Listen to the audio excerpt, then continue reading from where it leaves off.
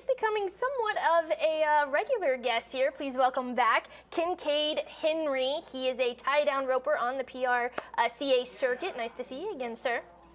Yes, ma'am. Thank you for having me. Of course. Okay, so we understand that you are in the slack portion of the competition, right? So for those that don't exactly know what that may mean, can you give us kind of a breakdown of what slack portion means?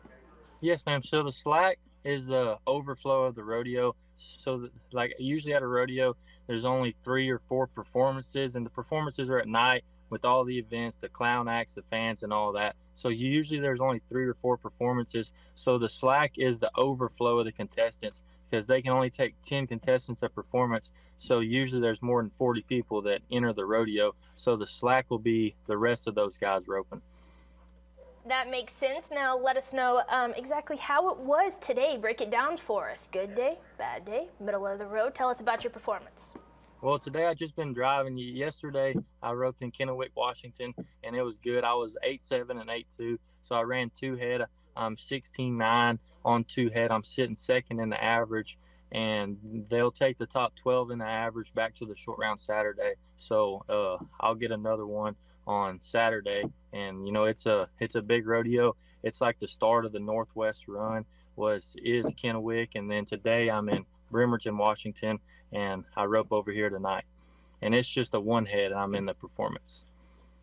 Well, listen, it sounds like you have had one fantastic week, at least from our vantage point, right? I mean, just going down your stats here, it looks like you won $1,500 for an 8th place finish in Montana, then another $2,000 for a 6th place finish in Washington, and then $2,300 for a 2nd place finish again back in Montana. So, one, let us know if we missed anything there. I know you said that you rode yesterday, but what do you think went right for you last week?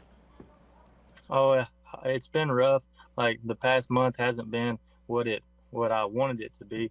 And then, for us, the drawing is a huge deal. And I don't like excuses, but I've been on the bad end of the drawing. And last week I finally started to draw some good ones here and there, and it's just been good. I'm riding my good horse Mario that I rode at the NFR. So I'm just all I'm praying for is good calves, and I feel like if I get good calves and I'm riding Mario, the sky's the limit, and it's going to be good.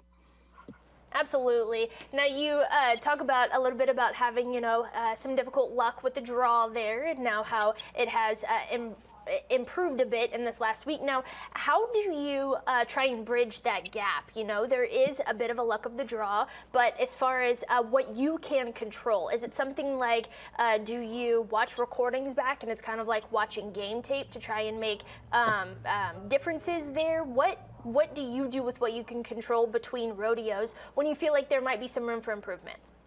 For sure, and it's hard because for us, we don't have jets or anything like that.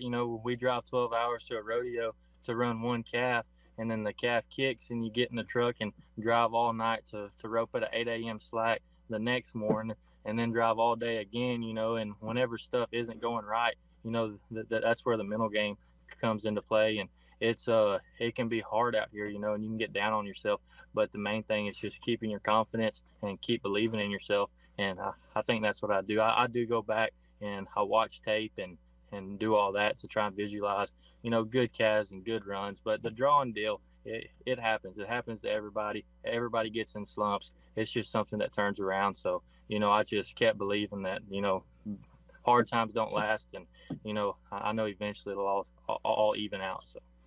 Absolutely. You bring up a good point, is the mental aspect of it, and you're in your truck, you're driving, you have a whole lot of time to fill with any kind of thoughts. How do you train yourself on those long 12-hour drives between rodeos? Are you replaying what just happened? Are you trying to block it out of your head and you're focusing on the front? Are you blocking them both out and jamming to, your favorite music station along the way? Take me into the mental aspect between those long drives.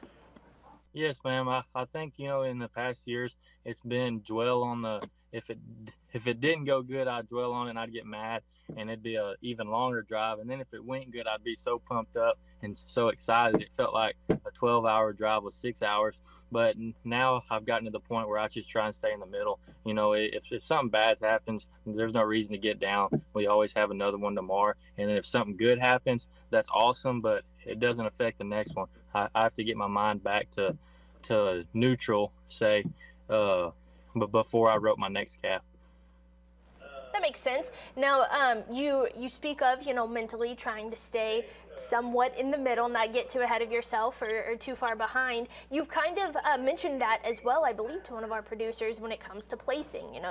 You say you're a placing guy. You're not necessarily always looking to hit that first place marker. Can you kind of explain that strategy for us, and how do you think it's working for you thus far? Yes, ma'am.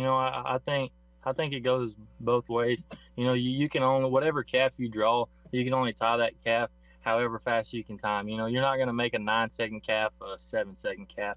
So for us, it's just kind of depends on the calves you have and just how everything's going and the position you're in. But yeah, I just, every time I show up to a rodeo, especially now, like I feel like I'm roping good. My horse is working good. I'm starting to get on a roll. So now I'm just trying to do my job. I'm not worried. If I show up to a rodeo, I don't even go look at the results to see if I have to be 7-8 or 10-8. It doesn't matter.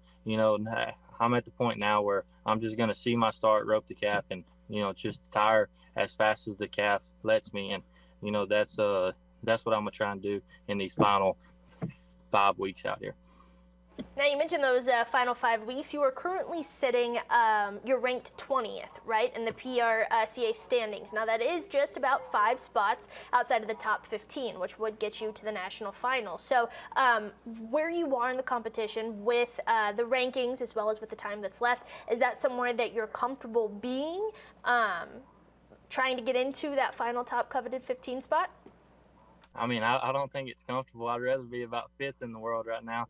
But, some things didn't line up this winter. And then this summer's honestly been pretty good up to the last 2 or 3 weeks have been a little rough on me. But, like I said, it's all turning around.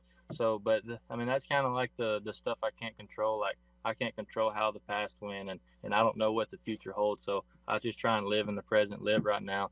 I'm not worried about the world standings. I think that's where I kind of failed the past couple of weeks was I was worried about the world standings. I'm this far behind. I got to win this much and all that. And whenever all that stuff's in your head, it's hard to get roping in your head. So I've just said the last month of the season, 5 weeks, whatever it is, I'm just going to go and do my job every time. And if the chips fall, they fall, and just go on with it. Don't get too caught up in those details. Just go out there and do what you're passionate about. And like you said, let the chips fall where they may. Well, hey, if there's some young cowboys and cowgirls out here that want to follow in your footsteps, what advice would you give them in terms of succeeding, whether it be mentally or, when you're in that arena in your field?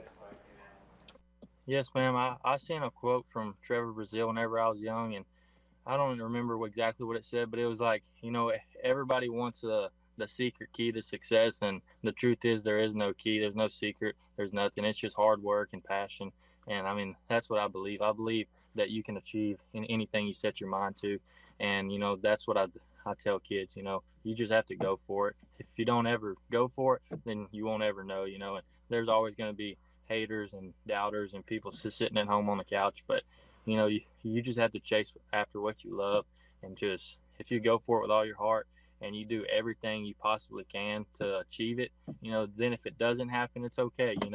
Try again, and then but whenever it does happen, it's the sweetest, most coolest feeling you'll ever feel. So just always go for it. I think that is some good, solid advice.